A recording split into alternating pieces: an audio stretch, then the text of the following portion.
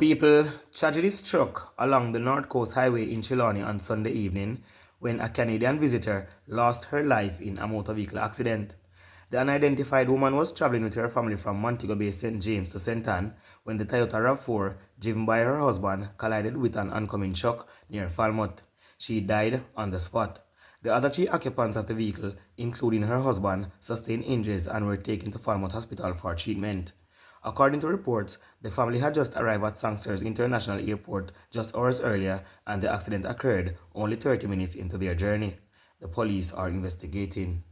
People, first let me say a speedy recovery to those that were injured in the accident. RIP to the lady that lost her life, and condolences goes out to family, friends and well-wishers. As me always say, I know a normal thing. For a man come to Jamaica with his wife and on their way home, there was an accident. Wife lost her life, husband injured, plus two other occupants. In a normal people. In a normal. Some people have some sin thing to live with what you call trauma. For years span top of years. You see? As me say, it's not like say nobody can dead, you know. Everybody come here for dead. We know that already. But you see how some people dead sometime. Remember, it will traumatize your brain forever and ever and ever. Seen? And say for instance now, the husband a drive a car. Yes, him a drive a car. Say for instance, him wrong then. If him wrong, you know, I know say him wrong and make him wife dead. Is the next thing that him have to live with. So him, as the husband, I gonna need some form of counseling.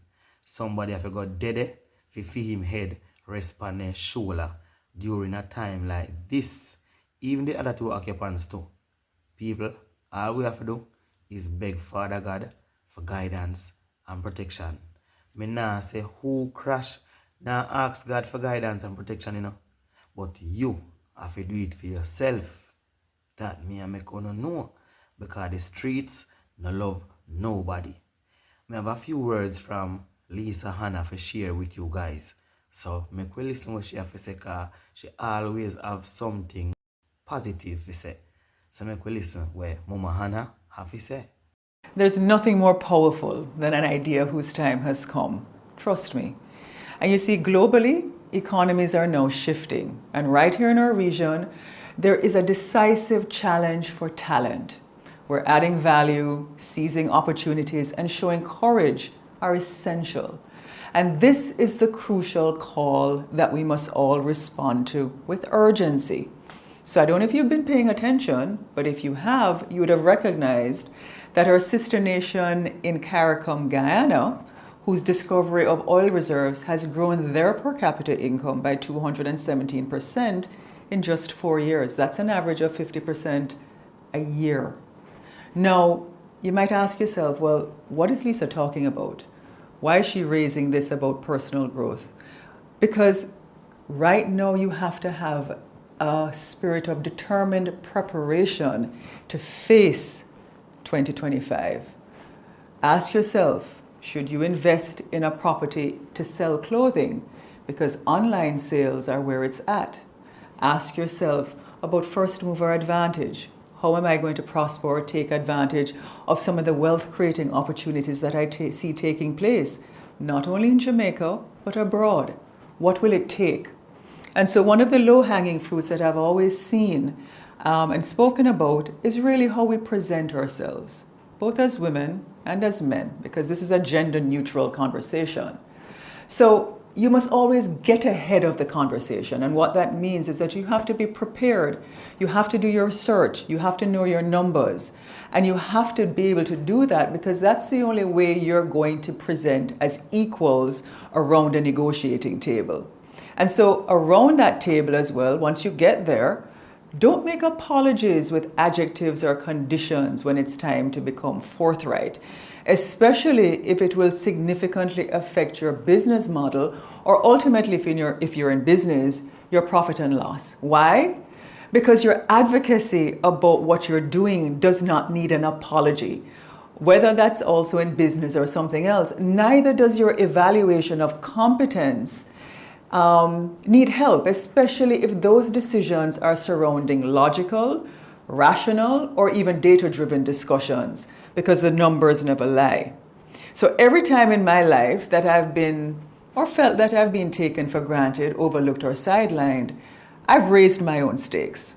And I've not only managed to secure a raise in my pocket, but if it didn't happen there, I raised my own morale. I became stronger because I was more adept in terms of my skills. I had to dig very, very deep, but it required sometimes having a very hard conversation with myself, facing the truth and taking a hard decision, especially in business, when it's a part of that reality, when it is called for. Sometimes if a member of the team isn't pulling in the same direction, you might have to let them go. So often in sexes, we operate differently. As women, sometimes we go down an emotional road because we're not trying to offend anybody. And so we go down that emotional road, in our own presentation. Typically, sometimes when I'm in a meeting, I might hear, I'm not feeling so good today, so forgive me if I might say something that offends you. Or, I'm a lot more forthright now and I say what I have to say because I'm perimenopausal and I'm at that stage of my life. Okay. So instead of sticking to the issue and delivering points accordingly, which will take everyone to an equal footing of competence and talent, there's this apologetic sense. Imagine if a man were to come into that same meeting and make a strident point that ended with something like an apologetic byline, like something like this. Forgive me.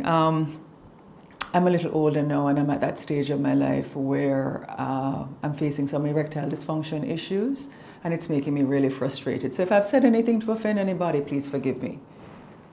Nobody wants to really face those issues. Stay on the point. Meetings sometimes even take too long because of all of the different things that are happening. Now, that doesn't mean you can't be compassionate in private, but please, in terms of the presentation, we need to stick to a particular agenda item.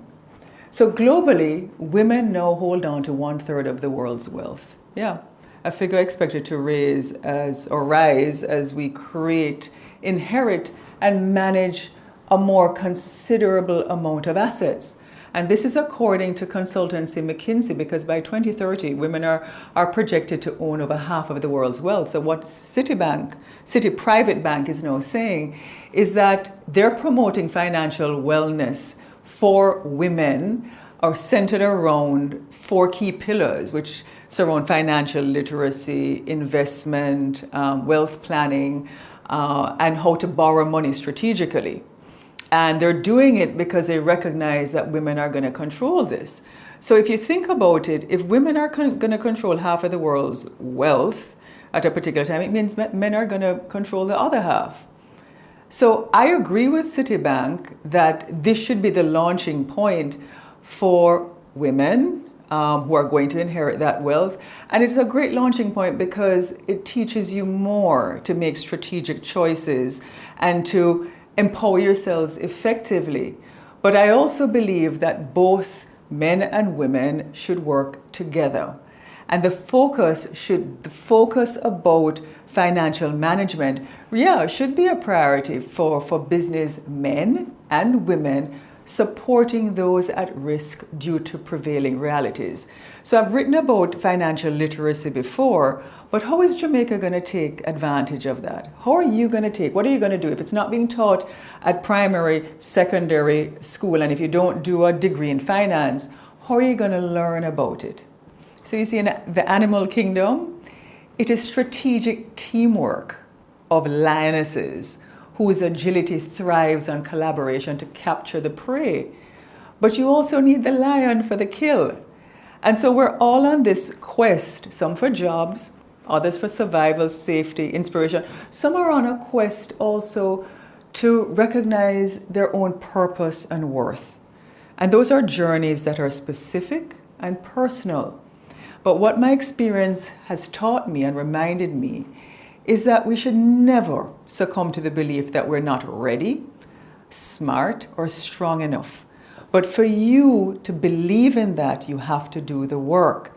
And the most tremendous disservice that you can do to yourself to prevent yourself from doing that work is to become contrite in the face of bias and discrimination. Don't let anyone say something to you that kills your drive, your stride, and your spirit. Dig deeper. And you must stop apologizing for taking tough choices. And you may do that because you fear that someone might not like you or that you may be labeled as aggressive. You have a very short amount of time to really take advantage of the pivots that are now happening in the world.